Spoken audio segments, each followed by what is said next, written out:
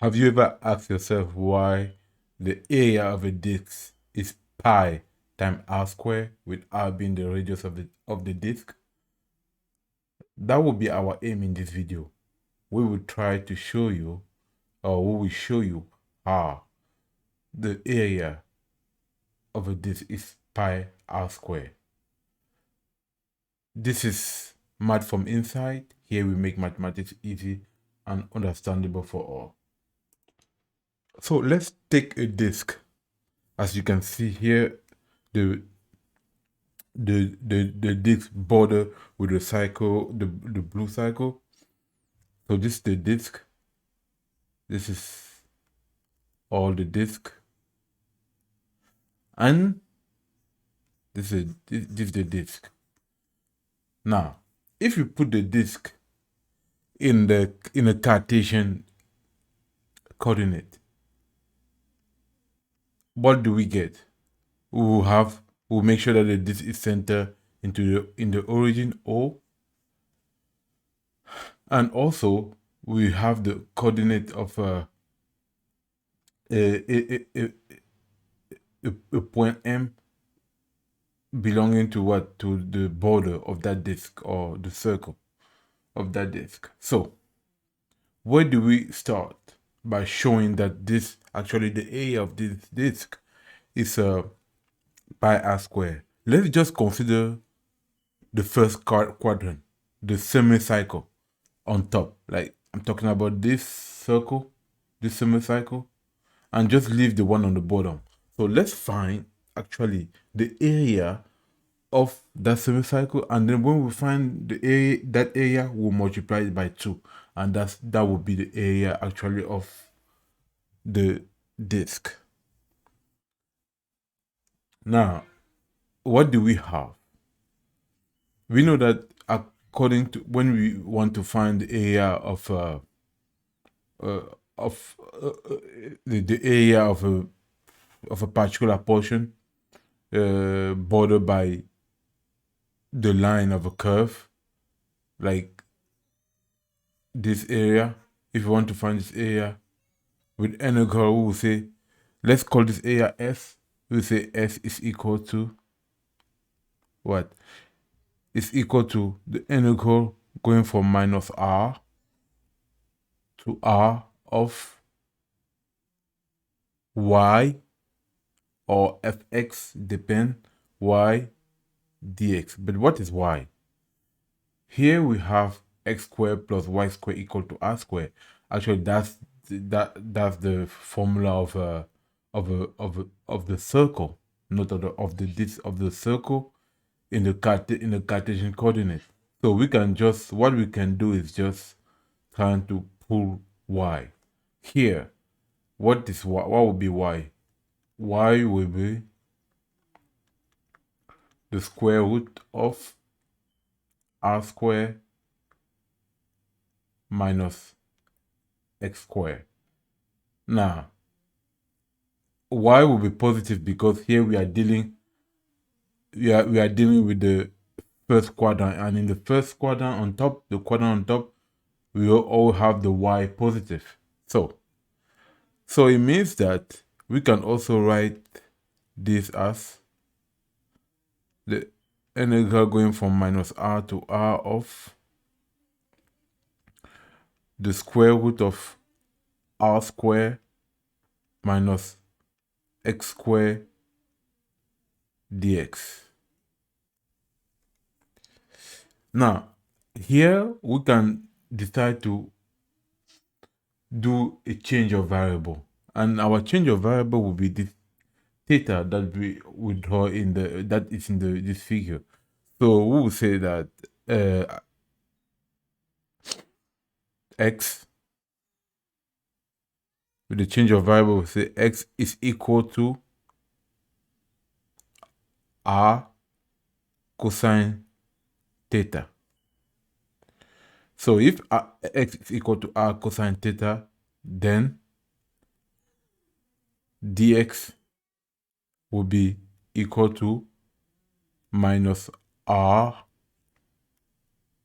sine theta d theta.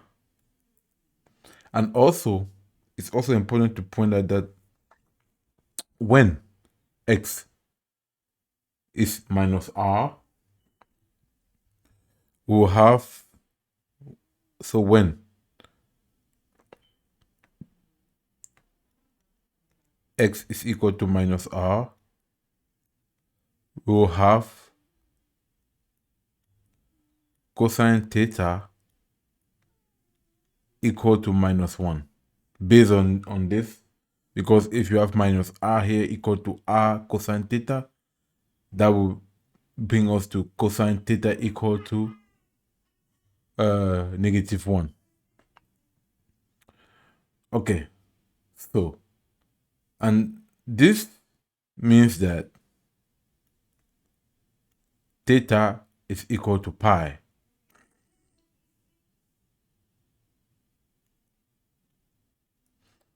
Theta will be equal to pi, so theta will be all this pi. Now, when x is equal to r, we'll have cosine theta equal to 1. And that will imply that theta is equal to 0. So, if we now want to replace everything, we want to replace x by theta, we can come here. Let me just draw this. Okay. So we can come here and say s is equal to the integral going from pi to 0 of r squared minus r squared cosine square theta time minus r sine theta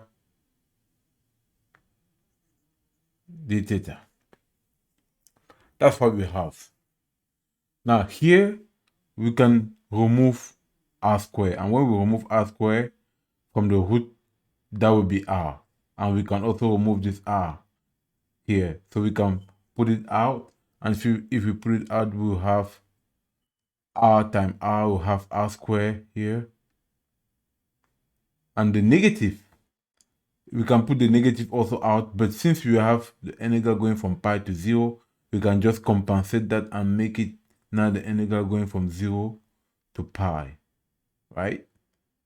So that's 0 to pi of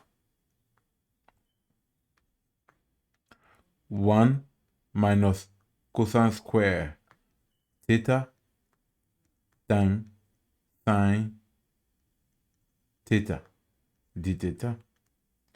So what do we have here? So here will be equal to r square, the integral going from 0 to pi of what? This is sine theta.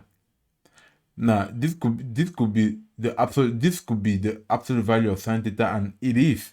But since we are in the first quadrant again, sine theta will always be positive. So the absolute value will actually equal to the value itself. So we have sine theta times sine theta. That will give us sine square theta. Good. Now, what do we know from here? We know that cosine 2 theta is actually equal to cosine square theta minus sine square theta. Now, since we also know that cosine square plus sine square is equal to 1, we can write this as 1 minus 2 sine square theta. And that means that sine square theta is actually equal to, so that means that sine square theta is actually equal to half factor of 1 minus cosine 2 theta. Now, when we have this, it's not easy. It's easy to keep going. So, what do we have from here? Let me draw this.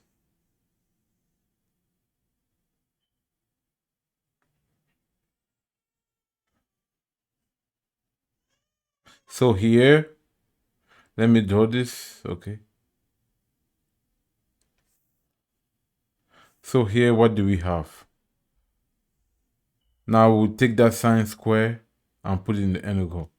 So it means that S will therefore equal to R square integral going from 0 to pi of what? Of half 1 minus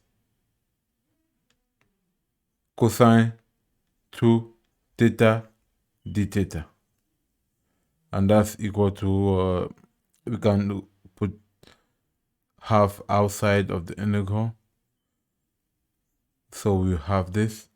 Let's just make it neat and clear for us to integrate. So when we have this, now it will be easy. What is the antiderivative of 1? What's the antiderivative of 1 minus cosine of 2 theta? That will be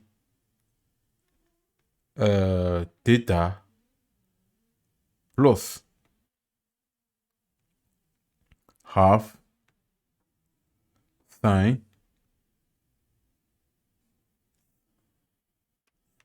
that would be theta minus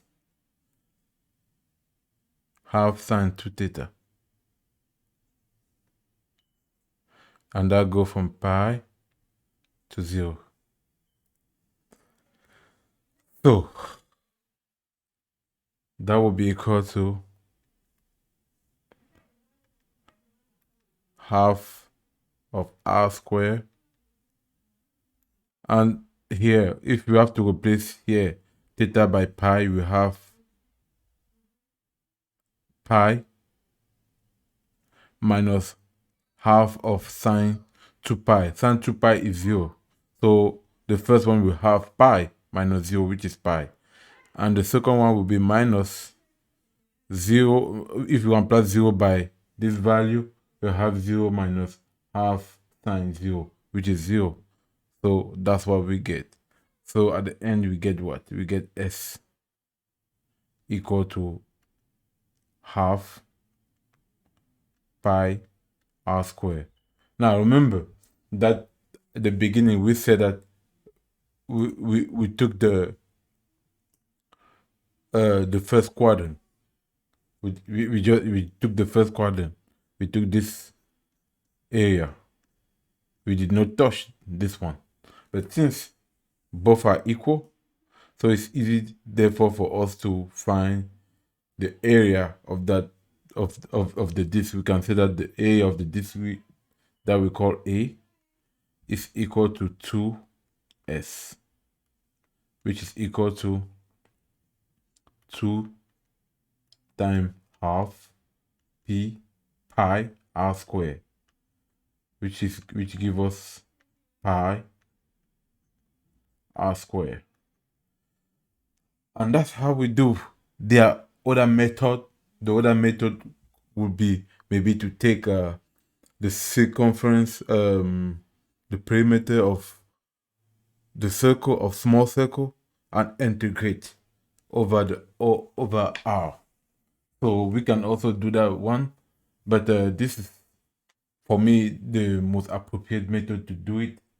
If you have any comment and anything that you did not understand, please let us know. Until then, see you.